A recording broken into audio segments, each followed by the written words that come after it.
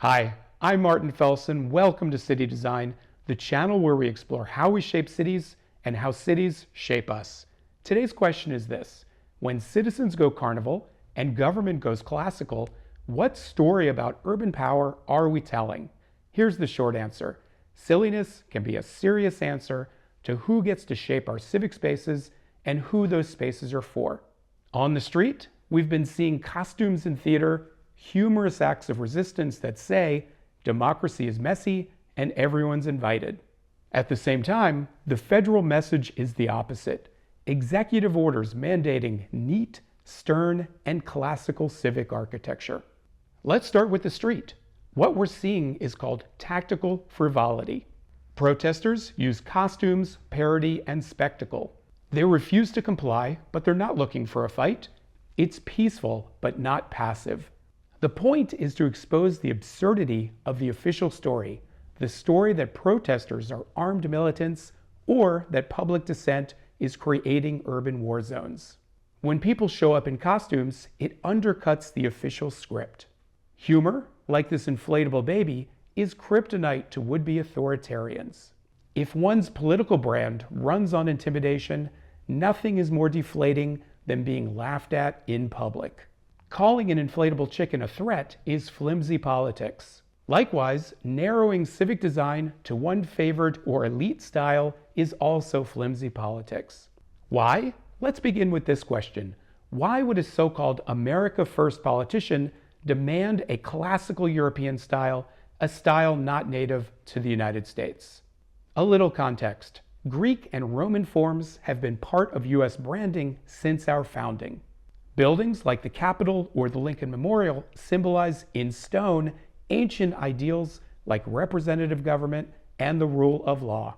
But the new push for classicism isn't about honoring history. It's about what classicism signals. For me, the clearest way to see these signals is through classical sculpture, like this Greek statue, the Doryphoros by Polykleitos. This isn't a specific person, but an idealized human type. Today's call for classicism seeks this distinctive appearance, this preferred body, and this preferred European past. Elevating classicism promotes a visual language of heritage. Heritage is a concept of curating or drawing a selective boundary around those who belong in America and those who are only guests with less rights. This isn't neutral architecture. This is narrative control carved in stone. Let's contrast the America First classical style with design languages that are actually homegrown and reflect American culture in all its variety. Let's start with the Prairie School, led by Frank Lloyd Wright. Prairie architecture flattened the European box and stretched it across the horizon. Low roofs, cantilevered overhangs, long bands of windows. This architecture is shaped by the American landscape, wide open, horizontal, and free. To Wright, the prairie was political. He believed that living within nature strengthens individual freedom and a more democratic society. Then came mid-century American modernism, exemplified by the case study houses on the West Coast. These homes were prototypes for how ordinary Americans could and would live. Standardized parts, factory-made kitchens, sliding glass panels directly connect the interior to the backyard. Garages and carports weren't hidden away. Car culture is right there, in front. This is a uniquely American domestic design language. Affordability, mobility, suburbia, all woven together. Then came the pop artists. They believed that everyday life and everyday objects count. Comic books count. Roadside signage counts. Neon counts. Pop artists stared down power with a smirk, and with that attitude, built useful things.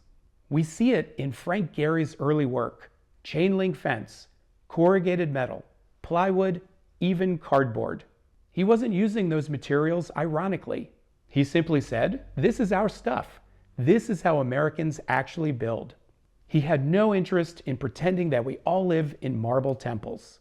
We see this attitude in Gehry's collaboration with pop sculptor Claes Oldenburg here at the Binoculars building. The binoculars are the front door and the parking entrance. It's funny, it's obvious, and it signals, even symbolizes, what the place does, which originally was a Hollywood advertising studio. The architecture turns an object from daily life into civic theater. Then there's the architecture duo Robert Venturi and Denise Scott Brown. Their argument was simple yet radical. Buildings communicate the same way people communicate, through signs, references, exaggeration, and humor. They studied places like Las Vegas, not to mock it, but to understand how it clearly expresses its function through its typographic style. In their view, American roadsides are full of what they call decorated sheds, plain, generic boxes fronted by loud signs that tell you exactly what's inside. Big motel sign? Well, it's a motel. Large gas station sign? It's a gas station. Is it subtle? Nope. Is it legible to everyone driving 55 miles an hour? Yep. Venturi and Scott Brown argued that architecture should be designed to simply and economically express the lives of many different kinds of people in many different kinds of places. The everyday stuff that our roadside cities are built from is pluralistic by design, and that's an important feature of democracy. This matters in the federal style debate. A mandate for classical revival says there should be only one correct narrative, one official design for all places.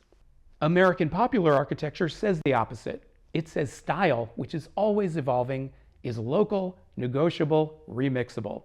It accepts the country we actually live in. Pop isn't just an aesthetic, it's an attitude. It uses the language of everyday life, the signs, the clothes, the storefronts, the improvised stage set of public space. In protest, that same logic becomes a tactic. Costumes diffuse tension with humor, and they confuse authority.